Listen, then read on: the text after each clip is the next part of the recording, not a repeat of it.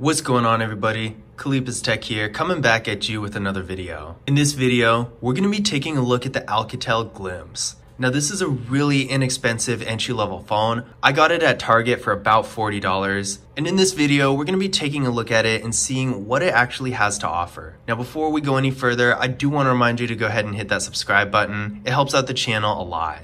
But with that being said, let's get into the video. So this phone has a 5.5-inch LCD display with a resolution of 480p, a PPI of 160, and an aspect ratio of 18:9. So as you can probably tell, definitely not the largest screen out there. So if you're doing any amount of content consumption, it may not give you the best experience. If you're streaming videos and that sort of thing, keep in mind the form factor is a little bit shorter than your average phone. So streaming videos like this in landscape might not be the most cinematic experience. In addition to that, since the phone is a little bit smaller and shorter, if you're reading stuff, it might be a little bit more uncomfortable because things aren't going to show up very large on the screen. And again, because of the form factor, you're going to have to scroll more than your average phone that has an aspect ratio of around 19 to 20:9, sometimes even more than that. And those phones can really fit a lot more on the screen, so you won't have to scroll as much. So overall, if you're not going to be doing a ton of content consumption, it could be okay. And this could actually be a positive thing for some people, because I know some people don't like to have a really big phone. So although the screen is pretty small and the quality of your content consumption experience is going to suffer from this, it's at least going to be really comfortable to hold and really easy to carry around in your pocket.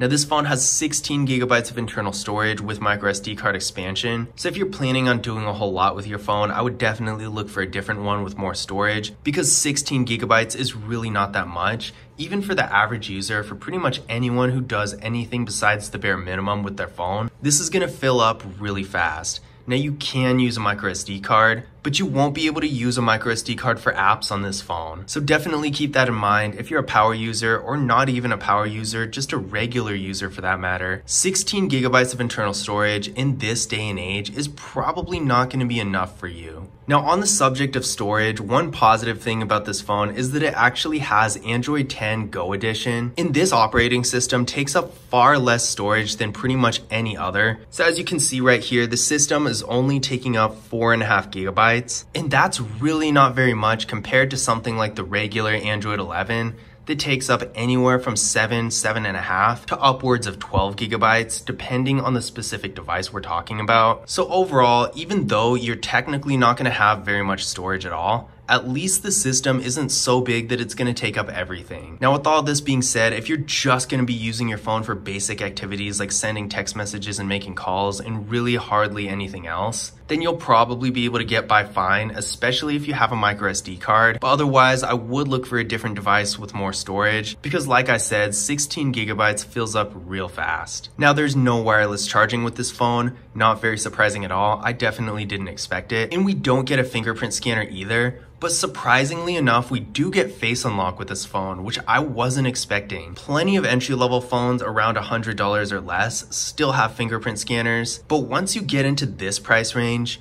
usually they don't have hardly any features at all. And that definitely includes face unlock. Face unlock can be less common than even a fingerprint scanner, especially when we're talking about a phone that's this inexpensive. But with that being said, let's give it a try and see how well it works.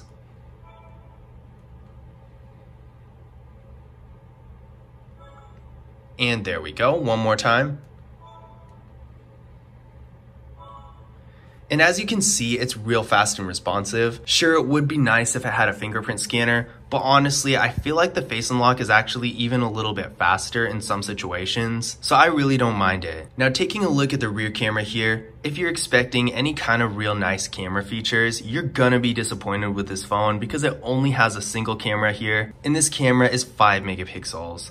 In addition to this, since there's no depth sensor, don't expect to get any nice portrait photos. I don't actually know if it has portrait mode on the phone itself. So no, it doesn't. It really just has the basic camera and nothing else. So if you want to take pictures you're going to keep for social media or something like that, I would definitely caution you against getting this phone because it really doesn't have very many camera features at all. And even with its main camera, this camera is really not going to be very good quality. It's only 5 megapixels and it's a phone that's under $50. So what can you really expect? But with that being said, if you're using it for Snapchat or something like that, or maybe sending pictures to friends and family, something where the quality doesn't really matter a whole lot, then it should be fine. But again, with anything other than that, I would suggest getting a different phone with a better camera. For video, it's actually surprising this phone can shoot videos in 1080p in both the rear and front cameras. And I think this is kind of funny because I mean, the resolution of this phone's display is only 480p. Before this, I don't even remember the last time I've seen a 480p display. Usually entry-level phones are around 720p, so 480p is notably low. And I was expecting this phone to only be able to shoot video in 720p, but it's interesting to see that you get 1080p with it. Now, with that being said, that's really not going to change much. The video quality is not going to be great with this phone. So again, if you do want to shoot videos for social media or something like that, I would suggest getting a different phone. But again, if it's just for something like Snapchat or a random casual video here and there that you're just going to be sending to a friend or family or something, then it should still be at least acceptable. Internally, this phone is getting 2 GB of RAM with the MediaTek MT6 739 processor. I ran a Geekbench 5 benchmark test on the phone, and it came back with a single core score of 101 and a multi-core score of 341. So this is not a very strong processor at all. So if you're planning on doing anything besides just sending text messages, making calls, basic mobile activities like that, and then maybe an occasional Google search or something like that, and really light social media use, then I would suggest getting a different phone with a little bit more processing power, because this phone is really clearly just meant for basic activities. So if you're on your phone a lot, you're probably not going to get the greatest experience here, because this phone is definitely not going to be very fast. In fact, especially on social media sites like Instagram, TikTok, those ones with a lot of graphics intensive things, it's going to be really slow. And even when you're browsing the web, if you go on certain websites that have a lot to load,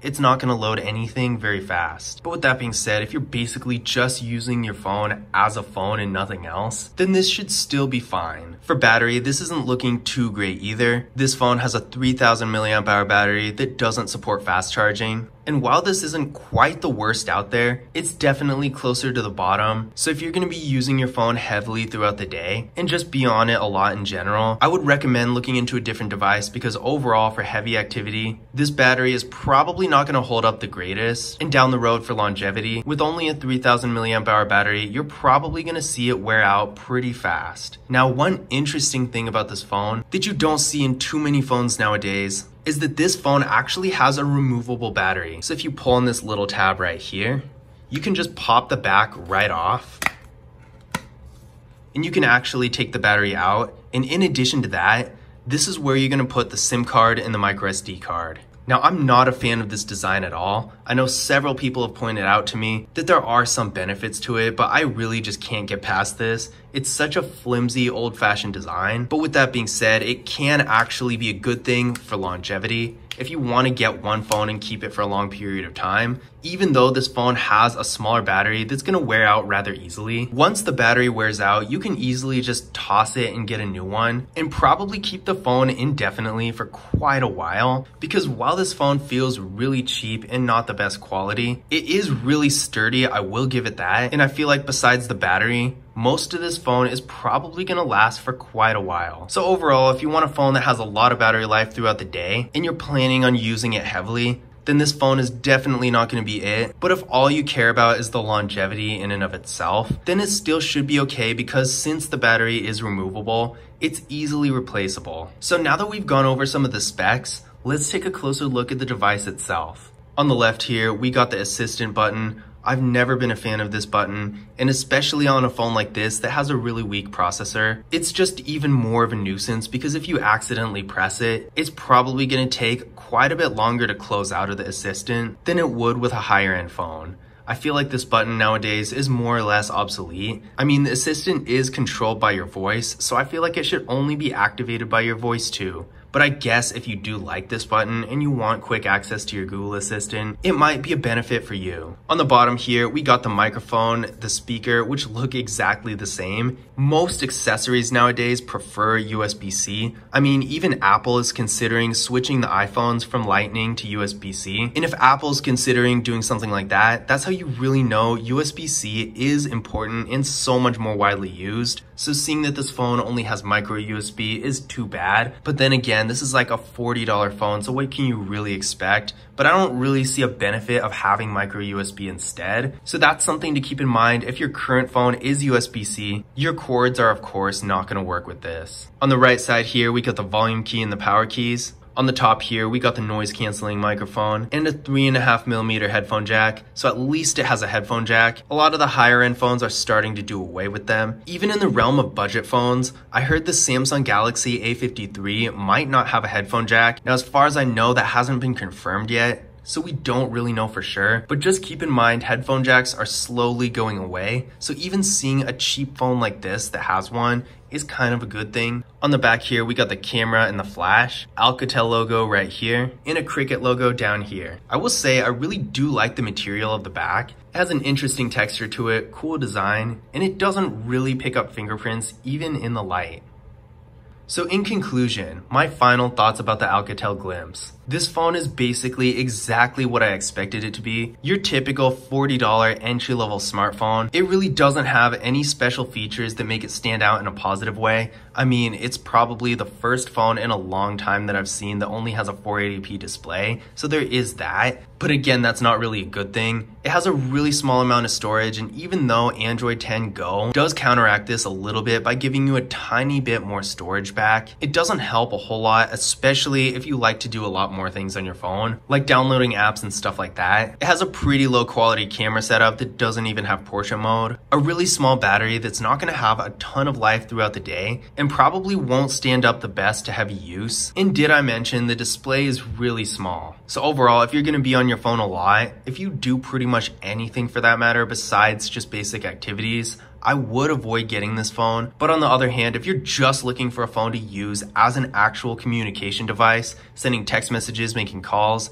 maybe the occasional web search, and using social media once in a while, then this phone should be fine, and because of its price, it could be a decent deal. Although with Cricket nowadays, there are probably a lot better deals where you can get a better phone for free. So I would suggest looking into that too. In case you are wondering, I will leave a link in the video description taking you to Cricket's website where you can see all the latest deals. Because as of the time I'm recording this video, for the full price of this phone, you can probably get something that is many steps above it. But with that being said, if you just need something with the basics and you're watching this video in a time where Cricket doesn't have the crazy deals it has now, then it's not really going to be the worst option. But I hope you guys enjoyed the video, and I hope you found this information useful as well. If you did, don't forget to leave a thumbs up and subscribe to the channel. And as always, I will see you in the next one.